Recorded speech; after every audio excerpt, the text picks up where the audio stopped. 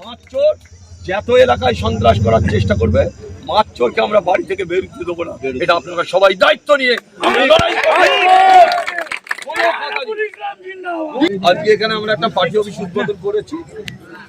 আপনারা জানেন যে এখানে তাম্বুলদা ওয়ানটা আমাদের অত্যন্ত টাফ অঞ্চল ছিল, সেই কারণে বিধানসভা ভোটে এখানে আমরা হেরেছি।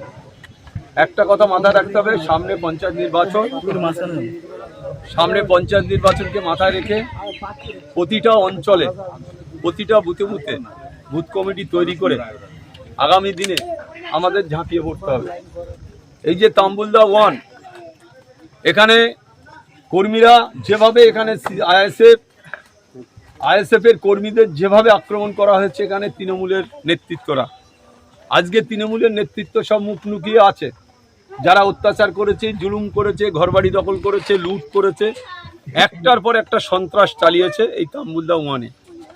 আজকে আপনারা জানেন যে এখানকার কারা তৃণমূলের নেতা, কারা এখানকার সহিংসা, কারা এখানে তোলাবাজি করেছে, কারা মানুষের মুখের অন্ন কেড়ে খেয়েছে।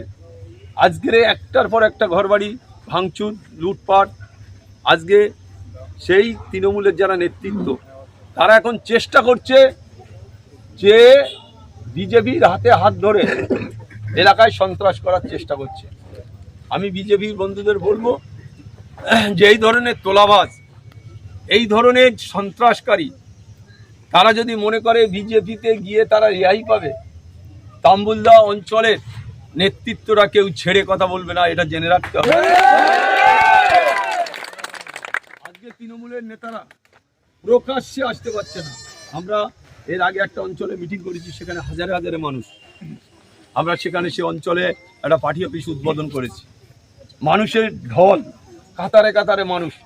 আপনারাও এখানে খবর পেয়ে প্রচুর মানুষ আপনারা এসছেন।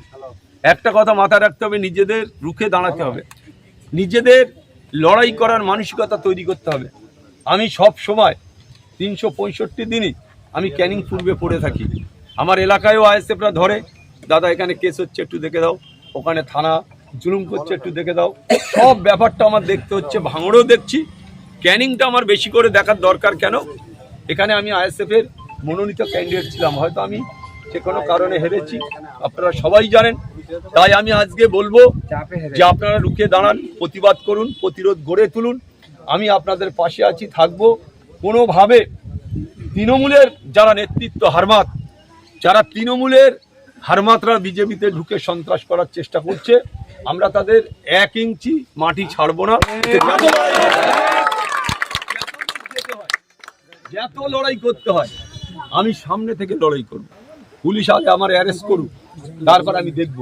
আপনারা দেখেছেন যেভাবে মানুষের ঢল আমরা জীবনতলায় করেছি, আপনারাও হাজির হয়েছিলেন। বলুন যে আজকে স্বাধীনতার পরে বা এত তৃণমূলের বিজেপি ক্ষমতা হয়নি ওই লোক জড়ো করা, কিন্তু আরাবুল ইসলামের নামে, আরাবুল ইসলামের নির্দেশে হাজারে হাজারে লোক, শুধু ওই এলাকা নয় গোটা ছাদ জুড়ে হাজারে হাজারে মানুষ সেদিন উপস্থিত হয়েছিল। তাই আপনাদের কাছে আমার বলার যে আপনারা সঠিকভাবে নেতৃত্ব, আমাদের এখানে নেতৃত্ব আছে, ও দায়িত্ব নিয়ে করছে। আগামী দিনে যাতে আরও সংগঠিতভাবে প্রতিটা বুথে কর্মীরা যাতে সংগঠিতভাবে দায়িত্ব নিয়ে যারা কাজ করতে পারে, সেটা চেষ্টা করতে হবে। আর আমি এই অঞ্চলে যারা নেতৃত্ব আছে, অঞ্চল কমিটি, আমরা তাদের বলবো প্রতিটা বুথে বুথে বসার জন্য প্রতিটা বুথ কমিটি তৈরি করে এখন থেকে পঞ্চায়েতের প্রস্তুতি নিতে হবে একদিকে। আর একদিকে এই সন্ত্রাসকারী যারা তোলাবাজ, যারা লুট করেছে, যারা আমাদের ছেলেদের উপরে আক্রমণ করেছে 21শে ভোটের বিধানসভা নির্বাচনের পরে, তাদের কথা আমাদের ভুললে হবে না। তাদের আমরা জোর জুলুম নয়, তারা বাড়ি আসুক, তারা যে অন্যায় অত্যাচার করেছে ক্ষতিপূরণ তারা দিক, এলাকায় থাকুক, না হলে কোনো নেতা এলাকায় থাকবে না। কোনো নেতা আমরা জোর করবো না, জুলুম করবো না, দোকান বন্ধ করবো না, বাড়ি বন্ধ করবো না, কোনো না। তারা যে অত্যাচার করেছে, জুলুম করেছে, নিরীহ মানুষের মুখের অন্ন কেড়ে খেয়েছে, তাদের সেই ফেরত দিতে হবে।